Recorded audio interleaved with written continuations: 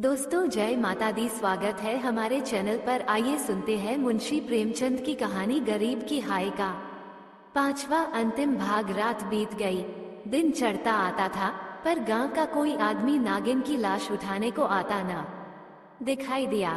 मुंशी जी घर घर घूमे पर कोई न निकला। भला हत्यारे के दरवाजे पर कौन जाए, हत्यारे की लाश कौन उठाए। इस समय मुंशी जी का रोबदाब, उनकी प्रबल लेखनी का भय और उनकी कानूनी प्रतिभा एक भी काम न आई। चारों ओर से हारकर मुंशी जी फिर अपने घर आए। यहाँ उन्हें अंधकार ही अंधकार दिखता था। दरवाजे तक तो आए, पर भीतर पैर नहीं रखा जाता था, न बाहर ही खड़े रह सकते थे। बाहर मूंगा थी, भीतर नागिन। जी को कड़ा करके हनुमान चालीसा का पाठ करते हुए घर में घुसे। उस समय उनके मन पर जो बीतती थी वही जानते थे। उनका अनुमान करना कठिन है। घर में लाश पड़ी हुई, न कोई आगे न पीछे। दूसरा ब्याह तो हो सकता था, अभी इसी फागुन में तो 50वां लगा है, पर ऐसी सुयोग्य और मीठी बोली वाली स्त्री कहाँ मिलेगी। अफसोस, अब तगादा करने वालों से बहस कौन करेगा, कौन उन्हें निरुत्तर करेगा। लेन देन का हिसाब किताब कौन इतनी खूबी से करेगा। किसकी कड़ी आवाज तीर की तरह तगादेदारों की छाती में चुभेगी। यह नुकसान अब पूरा नहीं हो सकता। दूसरे दिन मुंशी जी लाश को एक ठेलेगाड़ी पर लादकर गंगा जी की तरफ चले।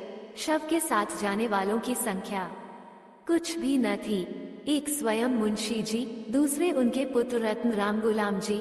इस बेइज्जती से मूंगा की लाश भी नहीं उठी थी। मूंगा ने नागिन की जान लेकर भी मुंशी जी का पिंड न छोड़ा।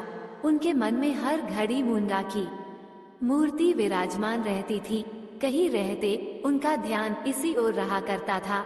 यदि दिल बहलाव का कोई उपाय होता तो शायद वो इतने बेचैन न होते, पर गांव का एक पुतली भी उनके दरवाजे की ओर न झांकता था। बेचारे अपने हाथों पानी भरते, आप ही बर्तन धोते। सोच और क्रोध, चिंता और भय, इतने शत्रुओं के सामने एक दिमाग कब तक ठहर सकता। विशेषकर वो दिमाग जो रोज रोज कानून की बहसों में खर्च हो जाता था। अकेले कैदी की तरह उनके 10-12 दिन तो ज्यों त्यों कर कटे। 14वें दिन मुंशी जी ने कपड़े बदले और बोरिया बस्ता लिए हुए कचहरी चले। आज उनका चेहरा कुछ खिला हुआ था। जाते ही मेरे मुवक्किल मुझे घेर लेंगे, मेरी मातम पुरसी करेंगे।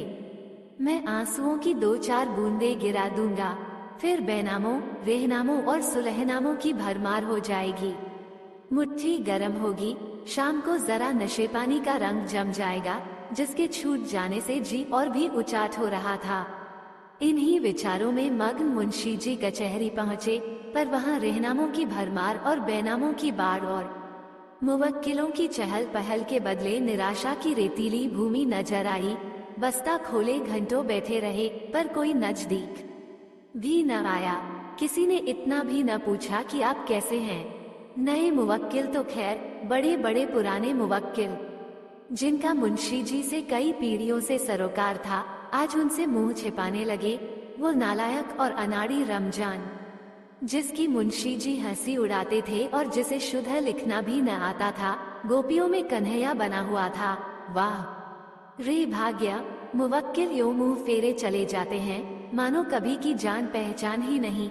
दिन भर कचहरी की खाक छानने के बाद मुंशी जी अपने घर चले, निराशा और चिंता में डूबे हुए। ज्यों ज्यों घर के निकट आते थे, मूंगा का चित्र सामने आता जाता था। यहाँ तक कि जब घर का द्वार खोला और 2 कुत्ते, जिन्हें राम गुलाम ने बंद कर रखा था, झटपट बाहर निकले, तो मुंशी जी के होश उड़ गए। एक चीख मारकर जमीन पर गिर पड़े। मनुष्य के मन और मस्तिष्क पर भय का जितना प्रभाव होता है, उतना और किसी शक्ति का नहीं। प्रेम, चिंता, निराशा, हानि, यह सब मन को अवश्य दुखित करते हैं।